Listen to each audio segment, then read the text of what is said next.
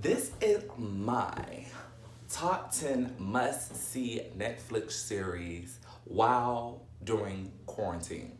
Everybody's in the house. Some people lost their job because of this crazy pandemic with the coronavirus and everything. So everybody's at home. People are bored. They're taking more time to just, play with social media, binge television shows, or they don't have shit to do, so they just end up binging television shows. So I'm going to tell you guys my personal pick, top 10. So let's get into it.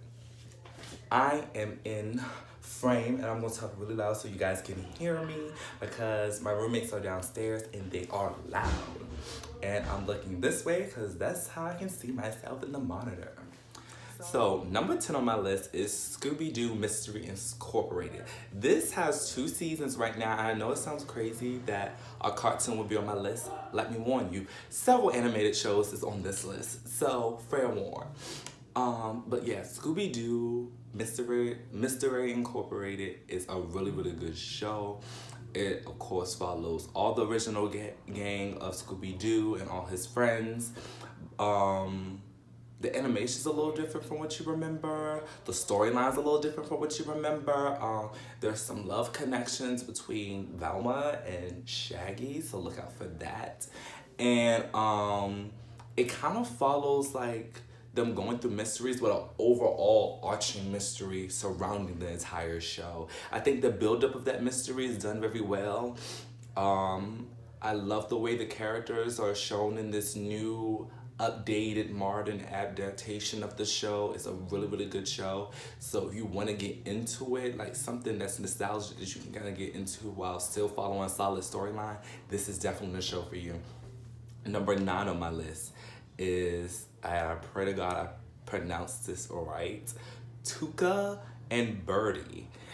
This made number 9, also an animated show on my list. This made number 9 because it's a fairly newer show that I've been getting into. I'm still on season 1. I might only be 1 season. Most of these shows I'm telling you about are very binge worthy. So most of them have more than 2 seasons. Scooby-Doo, of course, is not in that category or has 2 seasons. This one, I believe, only has 1. But this is a very interesting show. It was written and directed by a female. Tiffany Haddish plays one of the main characters in it. And it's a really, really, really good show. It's the type of show I personally would like smoke a blind and watch with friends. It's really, really funny. It's random, it's hilarious, but it also follows the storyline of these 2 individuals. These 2 individuals used to be roommates. They're both in their 30s, and they're just bopping through life trying to really figure out what their place is now that they're in this new circumstances. Because episode 1, when it opens up, it shows you that these 2 individuals are not only best friends but former roommates, and now they're no longer roommates. And that kind of unfolds in the first couple of episodes, and we get a little bit more in depth into the 2 individuals' lives and individual personalities. Of course, the show will probably go on and develop from there, but it's a really good show. I only have seen maybe like 5 episodes of it so far. I'm already hooked. I'm juggling a lot of shows all at once, plus my personal life, but it is such a good show, a must watch. Number 8 on my list would be All American. This is something that normally wouldn't catch my eye. I would describe All American, which has 2 seasons, by the way, as a fucking blockbuster film, red box, like a good ass solid like African American sports movie that you want to see. You're rooting for this guy from Crenshaw Heights.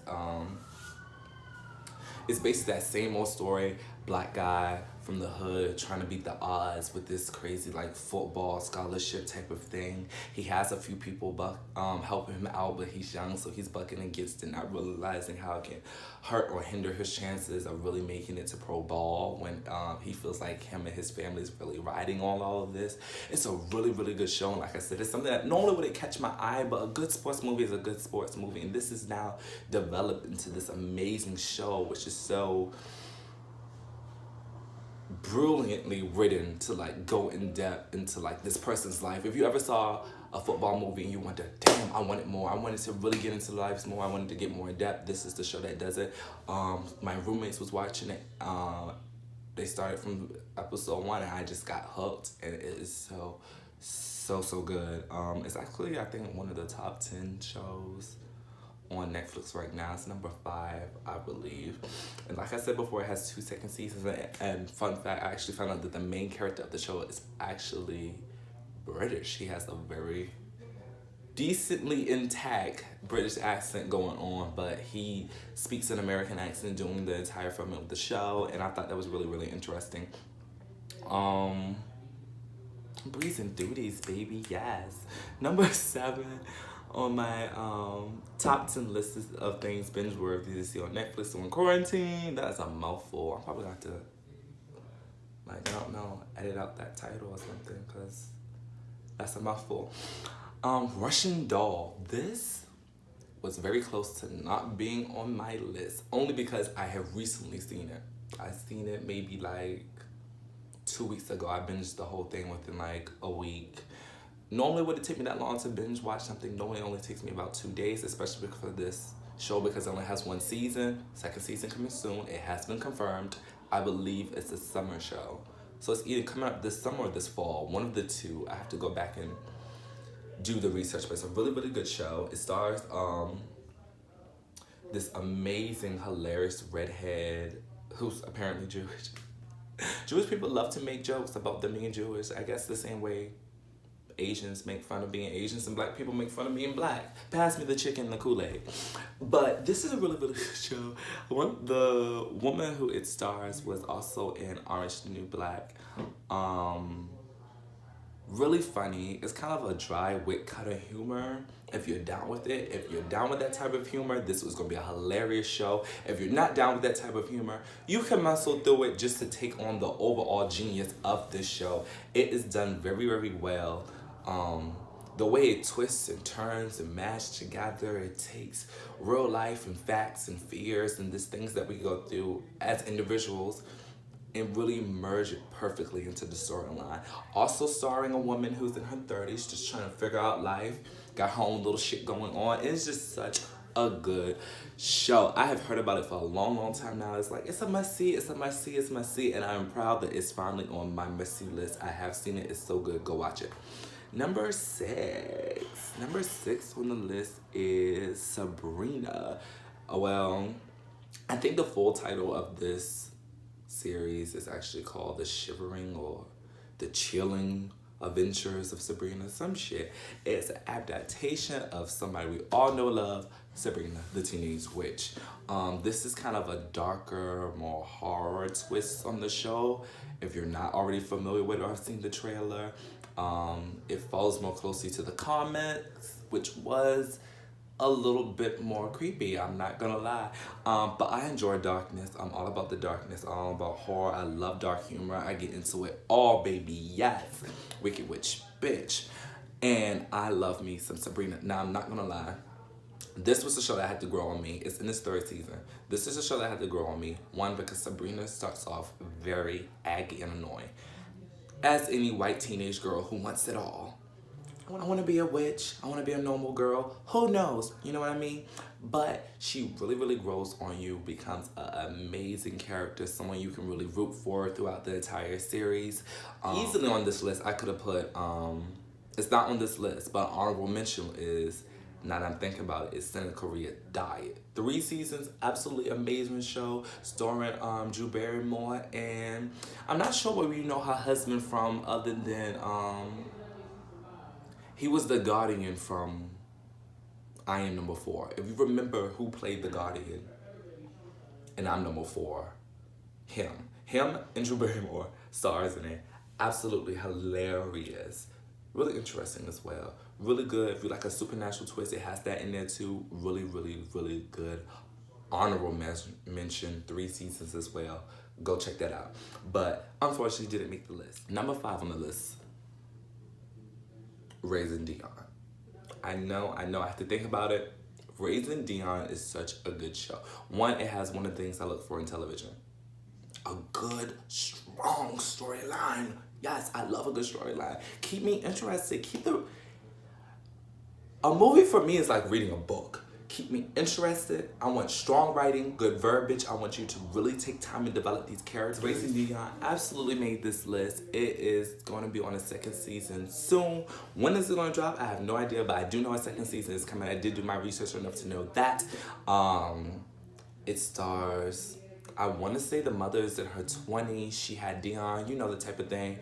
You have dreams, you have ambitions. You get this fine ass nigga, he got dreams, he got ambitions. You all into his dreams like, yeah, boo, that shit's good.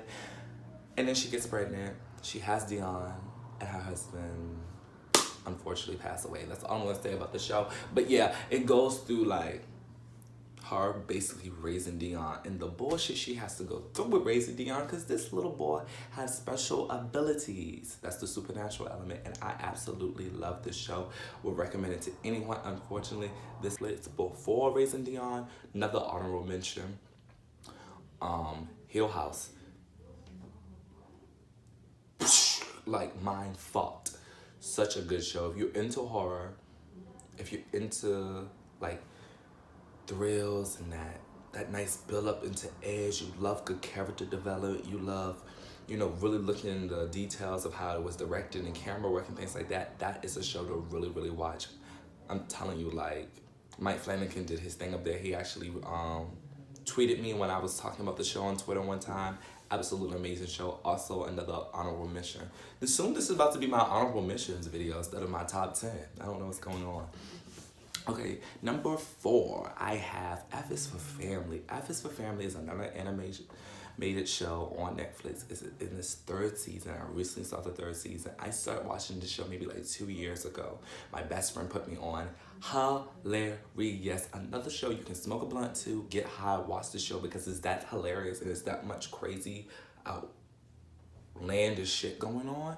But it also follows the storyline of a man trying to keep his sanity with his crazy ass family. Of course, it goes down through all the characters, him, his wife, and his 3 kids, even his crazy, wacky neighbors. You know, like I said, I live for plot and character development, and these motherfuckers go in.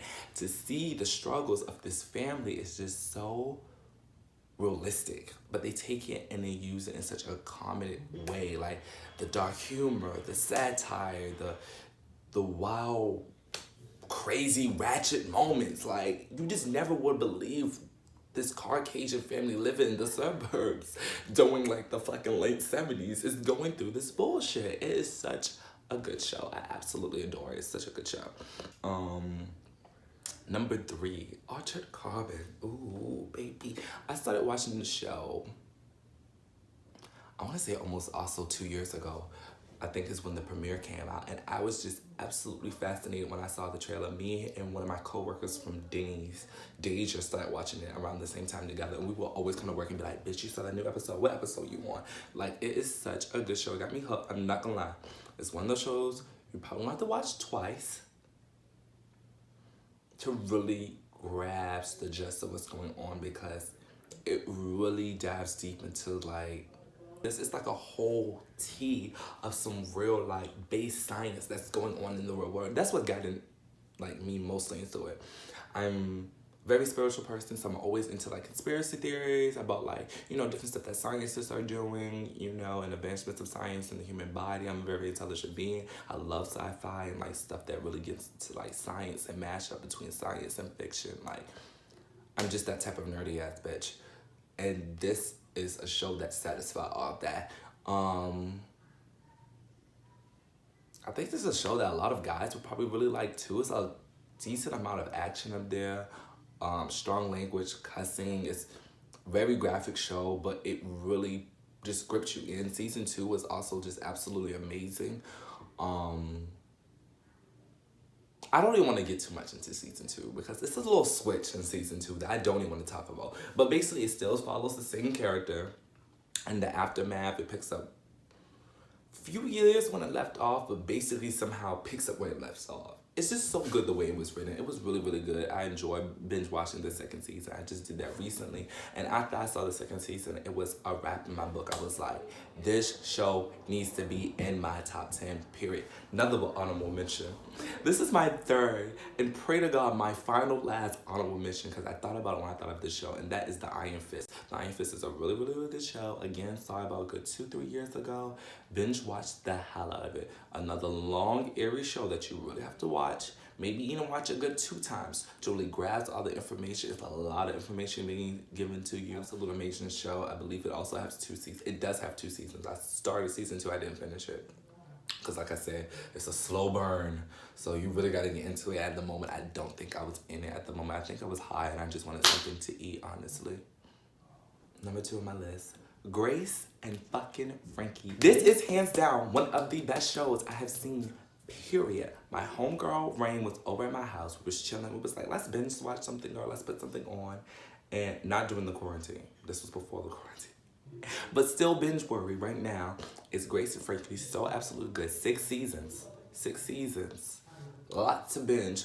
But they made a mistake. The episodes are about roughly anywhere between 20-ish to 30 minutes long. So it's easy to get through it and start to binge. You get the gist of it. It's all about 2 women, older women in their 70s. In their life after both of their marriages fell apart because of their husbands leaving them for each other. Yeah. So it has a beautiful gay element in there. You see these 2 strong dynamic characters, the main characters, Grace and Frankie. You have Grace, I see so much of myself in these characters. You have Grace, a Scorpio, proud, a harsh mouth, sarcastic, always poking fun at somebody, but not really meaning to poke fun at somebody. They're just being dead ass honest about the situation. She's funny. She's just a fucking hoot. Like, I love Grace. Then you have Frankie, absolutely amazing, who I want to be when I grow up.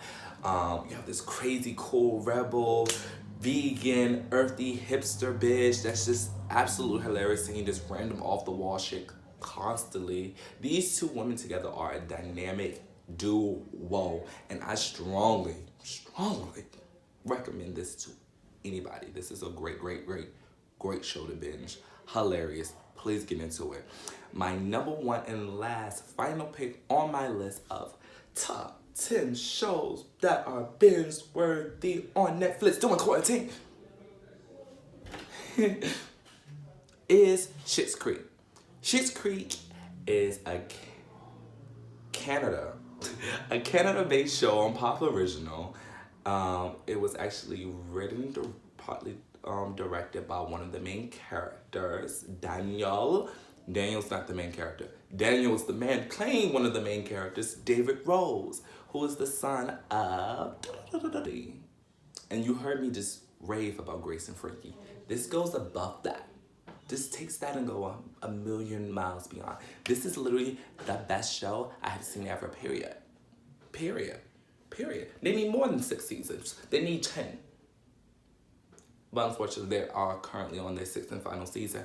And it is such a good show. It is strong plotline. That's crazy as fuck. You wouldn't believe what happens to this family on this journey. Character development. Each character, amazing character development. Attention to detail. Attention to fashion.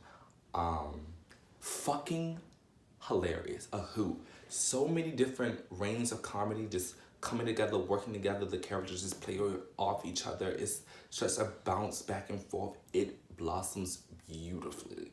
Like, it's just amazing. It's like the perfect sandwich. You have so many things going together. The meat, the cheese, the lettuce, the onions, the tomato, the seasons, the oil, the bread. All of it's perfect. All of it. Binge worthy. Clearly the reason why it's number 1 on my list, and I strongly recommend it to absolutely anybody. The overall idea of this show, I didn't even get into it because it's so good. The overall idea of this show, rich ass family, lose everything, and then they move to this shit ass town. Literally, the name of the town is shit, and it is so fucking funny. This is a must see show. So that is my top 10 must see shows on Netflix. All of them are absolutely binge worthy. You should definitely get into them. I'm gonna have another top 10 series of what you should binge watch on Netflix later, like in a couple months. Once I start watching a few more things, I'm definitely gonna have a top 10 movies suggestions to check out during the quarantine. Make sure you guys please wash your hands, cut down on germs, get Lysol, wear your mask, stay absolutely safe as possible. I love you all so much. Thank you so much for watching this video. Please go check out all 10 of these series, including the 3 honorable mentions that I kind of threw in there through the video. And I see you guys next time.